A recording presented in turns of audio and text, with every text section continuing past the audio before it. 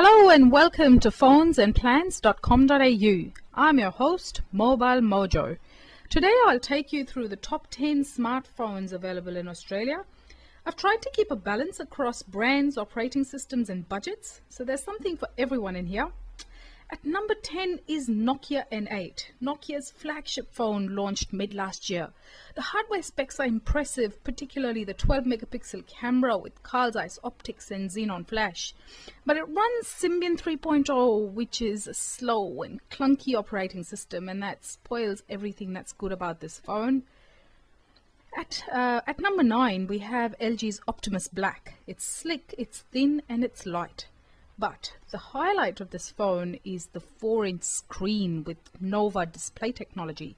The result is truly black blacks and brightness that cranks all the way up to 400 nits, which is pretty bright, especially when using the phone in bright sunlight. Other specs are decent: 5 megapixel camera, 1 GHz processor running Android 2.2 and all the usual connectivity options. Plus you can get it outright for a very reasonable $400. At number 8 is the Attrix from Motorola. We first saw the Attrix at the CES 2011 and were blown away that a phone could also power a netbook or a laptop. This powerful dual-core number is capable of acting as a PC via a dock that connects to a keyboard, screen and mouse.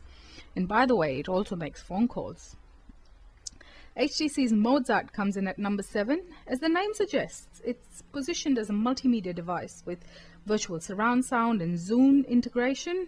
It runs on the very sleek Windows Phone 7 platform with Windows integration built in throughout the phone. Bing, Facebook, Xbox, it's all there. And the 8 megapixel camera packs quite a punch with xenon flash and 720p HD video recording. At number 6 is Google Nexus S, made by Samsung. It's the latest Google branded phone and runs pure Android. And that means no carrier or manufacturer bloatware and all the latest Android updates. Hardware-wise, it's no slouch either, with a 1 GHz processor, 4-inch screen and a 5 megapixel camera. It's also one of the few phones with a built-in NFC chip, and that will enable short-distance phone-to-machine communication and enable things like mobile payments and location-based advertising. At number 5 is the HTC Desire Z, Android powered with a full QWERTY keyboard tucked neatly below the 3.7-inch screen. HTC makes some really solid yet slick-looking phones, and the Desire Z is no exception, and it is one of the best full keyboard / touchscreen phones in the market. Next up, Xperia Arc. This flagship Android phone from Sony Ericsson features every possible bell and whistle they could throw at it. Quad band with a 1 GHz processor, 4.2-inch screen, 8 megapixel camera and lots more. The screen is powered by the mobile Bravia engine, which creates brilliant images and great contrast. And then there's the way it looks: slim, curvy and very beautifully designed. At number 3 we have yet another HTC, and this time it's the Sensation. HTC has been on a roll this year with a string of winners, and the Sensation is one of their best, with a 4.3-inch SLCD screen, 1.2 gig dual-core processor and a 1 GB of storage, plus an 8 megapixel camera with HD recording. It ticks all the boxes and more. If you're an HTC fan, this is the one to go for. Next up at number 2 is the ubiquitous iPhone 4. What can we say that hasn't been said before?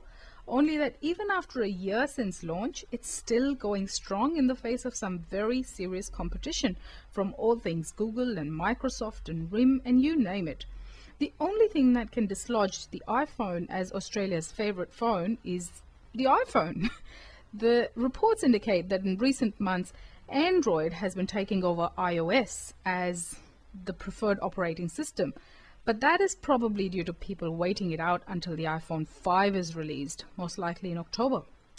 Finally, at number 1 is the Samsung Galaxy S2. It's everything a smartphone must be and more. Blazing fast, super slim and super light. It almost seems to defy the laws of smartphone physics, and it's great looking to boot. This dual-core Android from Samsung has a brilliant 4.3-inch Super AMOLED screen and features an 8 megapixel camera with full HD video recording. Samsung clearly have a winner on their hands here. However, whether it can withstand the might of the iPhone 5 come October remains to be seen.